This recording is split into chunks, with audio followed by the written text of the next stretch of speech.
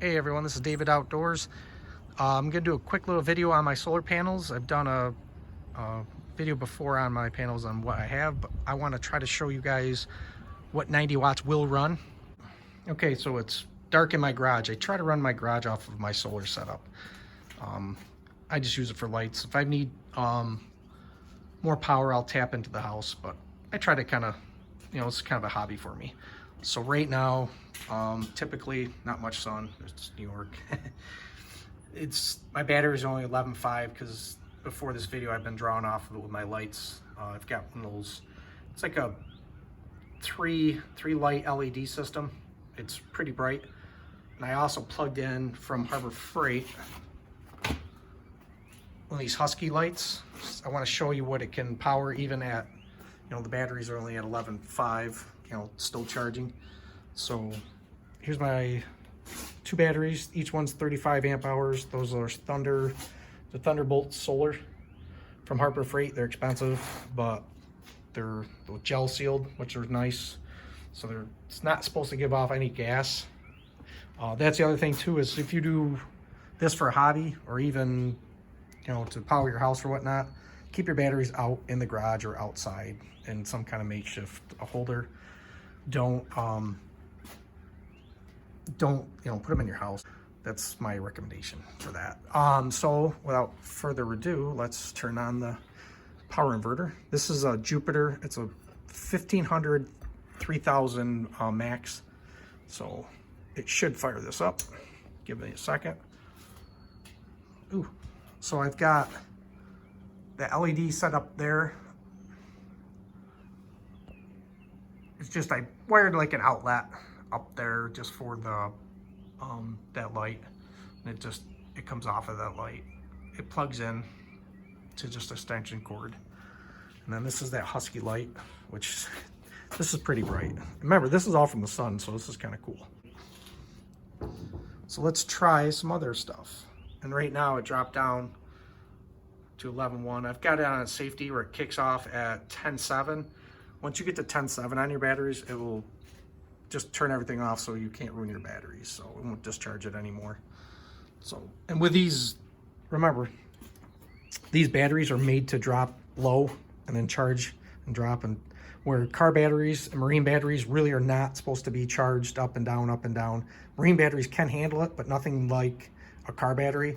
Car batteries are terrible at that. You can actually damage them if you take them down too low. So my suggestion is to get these, the AGM ones, or, if you do the Marines, they're fine. Just, don't draw them down too much. So let's get with some other stuff.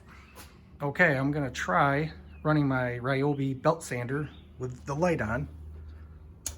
Just turn the inverter on. We're at 11.4, so we'll see if that runs this.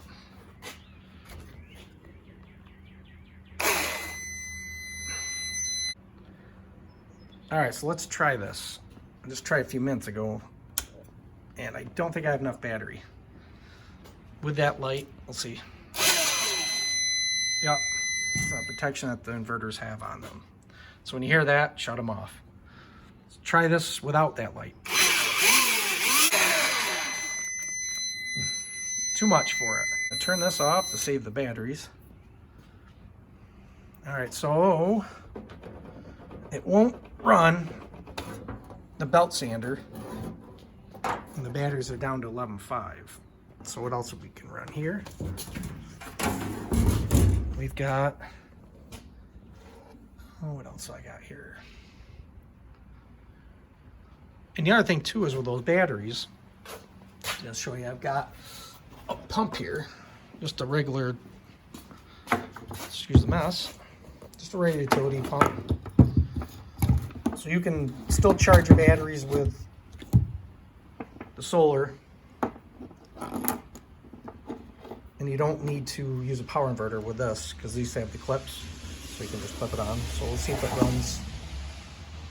And it's not gonna, you're not gonna hear that buzzing because there's no inverter. So you should hear this pump kick on.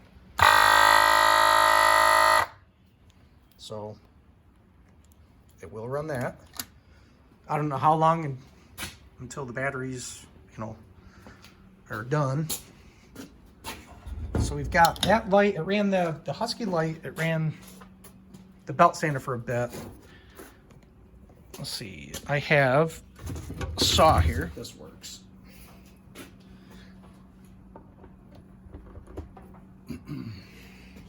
So we're going to turn on the power inverter and see if that'll run this without buzzing.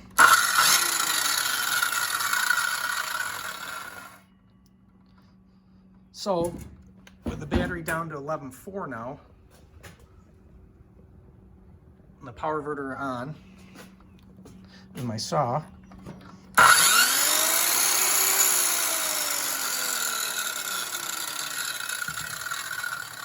batteries have enough juice to run. So we can run a utility pump off the batteries without the power inverter. You can run the sander for a little bit. I just think there's so much draw to it. Let's see how many. It's probably because it has a lot of startup on it. Well, it tells you right here it has 6 amps. That draws a lot. And then just a regular circular saw. So you can run this. You can run this. You run this. And